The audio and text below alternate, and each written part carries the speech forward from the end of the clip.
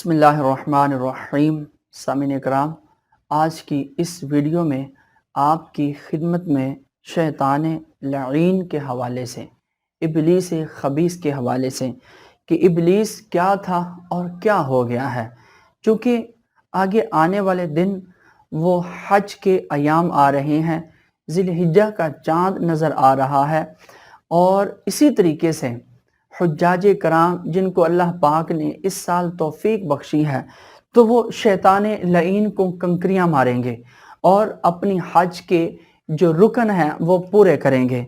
تو اس حوالے سے اور اس میں آپ کے لیے بھی آخر میں ایک بہت بڑا میسج ہے جو آخر میں آپ کی خدمت میں پیش کروں گا۔ اگر آپ میرے اس چینل پر آنے والے نئے ہیں تو اس چینل کو ضرور سبسکرائب کیجئے تاکہ آنے والی ویڈیوز جو ہے وہ آپ کو بر وقت پہنچ سکے، اور اس ویڈیو کو شروع سے آخر تک آپ ضرور دیکھیے گا۔ سامعین کرام، یاد رکھیے کہ ابلیس جس کو شیطان کہا جاتا ہے یہ فرشتہ نہیں تھا بلکہ جن تھا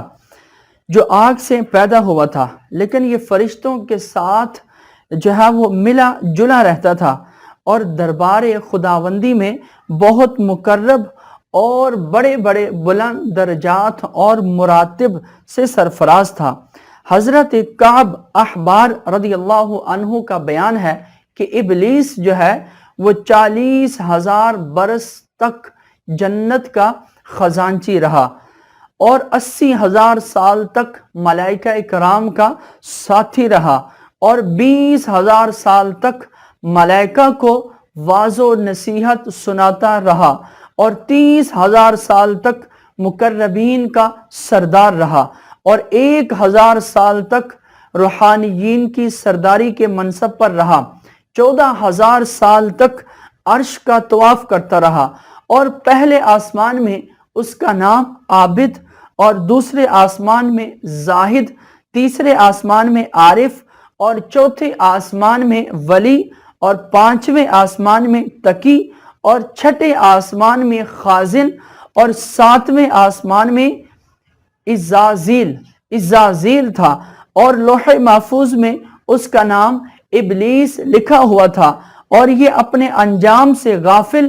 اور خاتمے سے بے خبر تھا۔ لیکن جب اللہ تبارک و تعالی نے حضرت آدم علیہ السلام کو سجدہ کرنے کا حکم دیا تو ابلیس نے انکار کر دیا اور حضرت آدم علیہ السلام کی تحقیر اور اپنے بڑائی کا اظہار کر کے تکبر کرنے لگا، اور اسی جرم کی سزا میں اللہ تبارک و تعالی نے اس کو مردود بارگاہ کر کے دونوں جہان میں اللہ نے اسے ملعون فرما دیا اور اس کی پیروی کرنے والے کو جہنم میں عذاب نار کا سزاوار بنا دیا۔ اللہ تعالی قرآن کریم کے اندر ارشاد فرماتا ہے، قال ما منعک الا تسجد اذ امرتک قال انا خیر منہ خلقتنی من نار وخلقتہ من طین، یہاں سے لے کر آخر تک، یعنی قال اخرج منہا مذءوما مدحورا لمن تبعک منہم لأملأن جہنم منکم اجمعین، یہاں تک اللہ تبارک و تعالی نے اس کی ملعونیت کا اور اس کے تکبر کا قرآن میں جو ذکر فرمایا ہے، اور اس کا ترجمہ کچھ اس طرح ہے جو آپ کی خدمت میں پیش کرتا ہوں۔ فرمایا اللہ تبارک و تعالی نے کہ کس چیز نے اے شیطان تجھے روکا کہ تو نے سجدہ نہ کیا جب میں نے تجھے حکم دیا تھا، بولا میں اس آدمی سے یعنی آدم علیہ السلام سے بہتر ہوں، تو نے مجھے آگ سے بنایا اور اس کو مٹی سے بنایا، فرمایا یہاں سے اتر جا، تجھے نہیں پہنچتا کہ یہاں پر رہ کر غرور کرے، نکل، تو ہے ذلت والوں میں، بولا مجھے فرصت دے اس دن تک کہ لوگ اٹھائے جائیں، فرمایا تجھے مہلت ہے۔ پھر شیطان بولا کہ قسم اس کی کہ تو نے مجھے گمراہ کیا، میں ضرور تیرے سیدھے راستے پر ان کی طاق میں بیٹھوں گا، پھر ضرور میں ان کے پاس آؤں گا، ان کے آگے اور پیچھے اور دہنے اور بائیں سے، تو ان میں اکثر کو شکر گزار نہ پائے گا۔ اے رب عز و جل، تو ان میں اکثر को शुक्र गुजार ना पाएगा। फरमाया यहां से निकल जा। रद्द किया गया, रौंदा हुआ, जरूर जो उनमें से तेरे कहने पर चला मैं तुम सबसे जहन्नम भर दूंगा। तो ये शैतान ने अल्लाह तबारक व तआला की बारगाह में कुछ इस तरह से आगे बकवासियात की, और अल्लाह तबारक व तआला ने जब शैतान से कलाम किया तो ये कुरान करीम में चंद एक जो बातें हैं और उसका तर्जमा वह आपकी खिदमत में पेश किया। अब मजीद ये कि इस वाक़ये से और कुरान करीम की इन आयत से हमें क्या मिलता है। कुरान मजीद के इस अजीब वाक़ये में इबरतों और नसीहतों की बड़ी बड़ी जो है ताबिंदा तजलियां हैं। इसीलिए इस वाक़ये को अल्लाह तबारक व तआला ने मुख्तलिफ अल्फाज और मुतअद्दिद तर्ज बयान के साथ कुरान मजीद के 7 मकामात पर बयान फरमाया है। सबसे पहले सूरह बकरा में, सूरह आराफ में, सूरह हुजर में, सूरह बनी इसराइल, सूरह कहफ, सूरह ताहा, सूरह स्वाद में इस दिल दहला देने वाले वाक़ये का अल्लाह तबारक व तआला ने तज़किरा फरमाया है। इससे एक बहुत बड़ा दर्स हिदायत ये भी मिलता है कि कभी हरगिज हरगिज अपनी इबादतों और नेकियों पर घुमंड और गुरूर नहीं करना चाहिए, और किसी गुनहगार को अपनी मगफिरत से कभी मायूस नहीं होना चाहिए,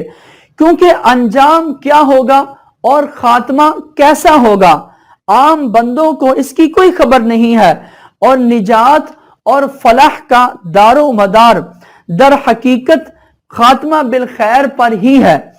बड़े से बड़ा आबिद अगर उसका खात्मा बिल खैर ना हुआ तो वह जहन्नमी होगा, और बड़े से बड़ा गुनहगार अगर उसका खात्मा बिल खैर हो गया तो वह जन्नती होगा। देख लो इबलीस कितना बड़ा इबादत गुजार और किस कदर मुकर्रब बारगाह था, और कैसे कैसे मरातिब और दर्जात के शरफ से सरफराज था, मगर उसका अंजाम क्या हुआ। उसकी सारी इबादतें गारत व अकारत हो गई, और वो दोनों जहान में मलऊन होकर अजाब जहन्नुम का हकदार बन गया,